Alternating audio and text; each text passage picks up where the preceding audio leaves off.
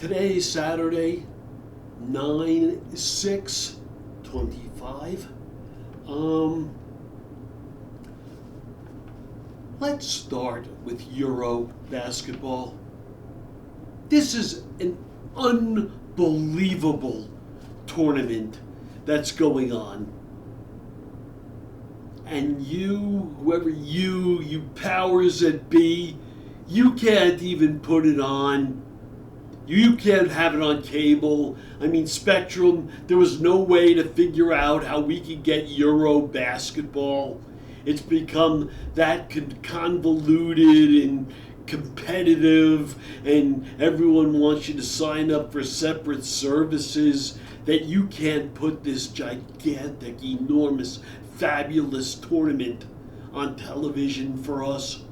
It's also occurring in the early morning hours. It's not even really competitive with other things, including the tennis, which is being held in, Flushing Meadows, Eastern Standard Time. But let's talk a little bit about it anyway. First of all, Germany is extraordinary. They've been a good team for a long time. And the engine that makes Germany go is Dennis Schröder. And I've talked here about Dennis before because I love Dennis.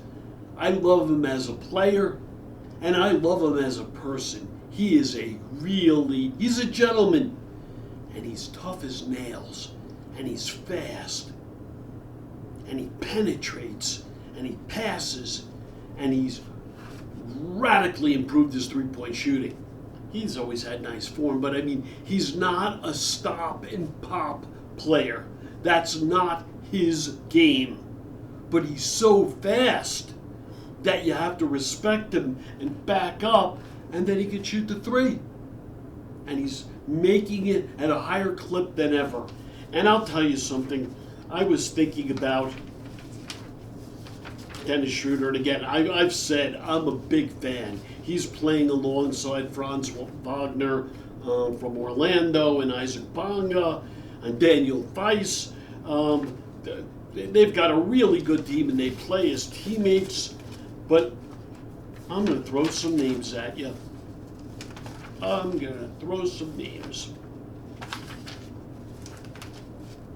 I think Dennis Schröder is better than Rajon Rondo.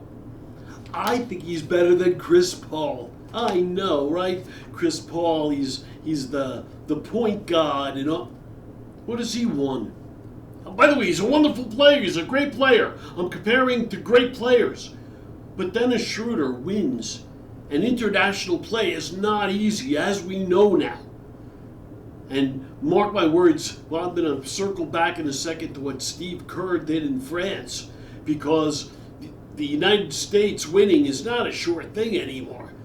These other countries are great, and they're big, and they've caught up, okay. I think Dennis Schröder is better than Halliburton. I understand what Halliburton did in the playoffs. It was very, very special, and hopefully he can regain his form after that terrible Achilles tear.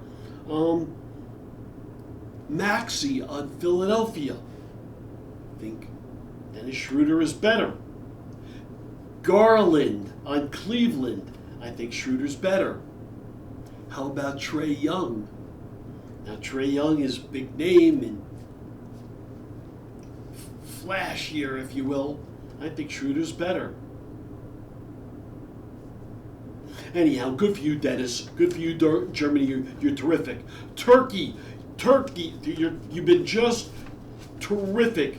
Şengün from the Rockets is leading the way, and even led the way where Turkey beat Serbia. And Şengün outplayed for a game, but he outplayed Jokic. Turkey's a real good team, and they're big. They're a giant team. Good for you. And by the way, on Turkey, it's fun for me to see Cedi Osman, because I used to follow the Cavs. And good for you, Cedi. Let's see what Slovenia can do. This is Luka Doncic. I'm such a big Luka fan. He does not have the best supporting cast, but he's just so unbelievably tremendous. Greece with the Antetokounmpos. Good. It's real exciting. It's a shame that we're not seeing it.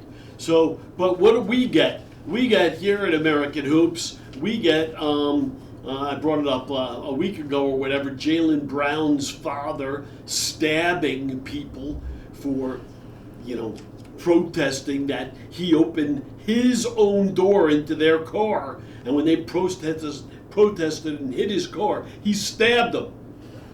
Should be put away for years. I didn't get to check whether the guy's alive, but he was in critical condition. What do we get? We get, surprise, surprise, surprise, the Clippers, and Steve Ballmer, you had to do it, are pulling sneaky shit to ferret under the covers extra money to Kawhi Leonard. And Kawhi's Uncle Dennis, who's a sneaky rat.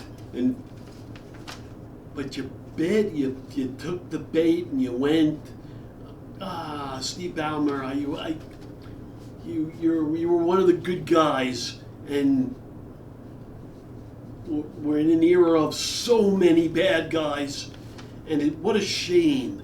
And I'll tell you something, ultimately, Pablo Torre broke this story. Good for you, Pablo.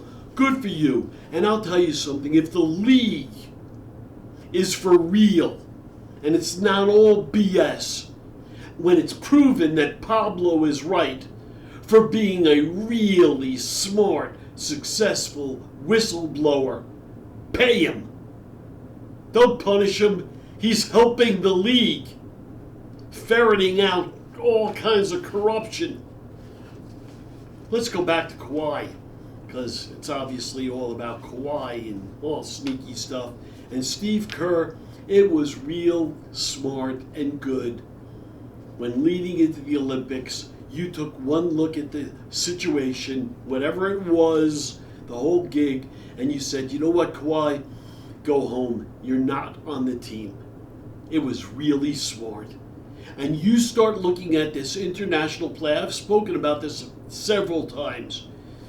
U.S. victory in the Paris Olympics was just ginormous.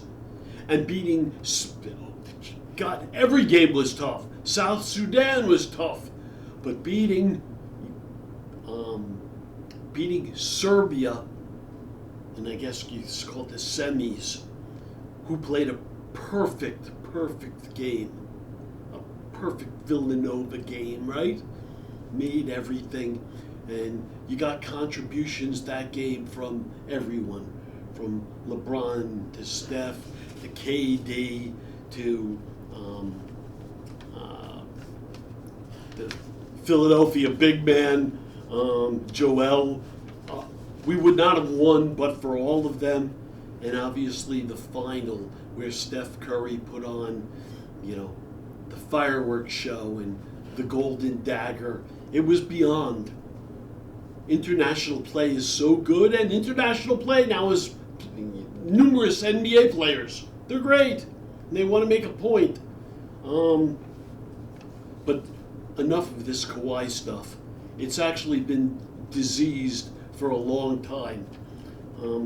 And I was sad for Steve Ballmer because he was on my real good guy list, and even coming out and doubling down and saying, I didn't know, and blah, blah, blah.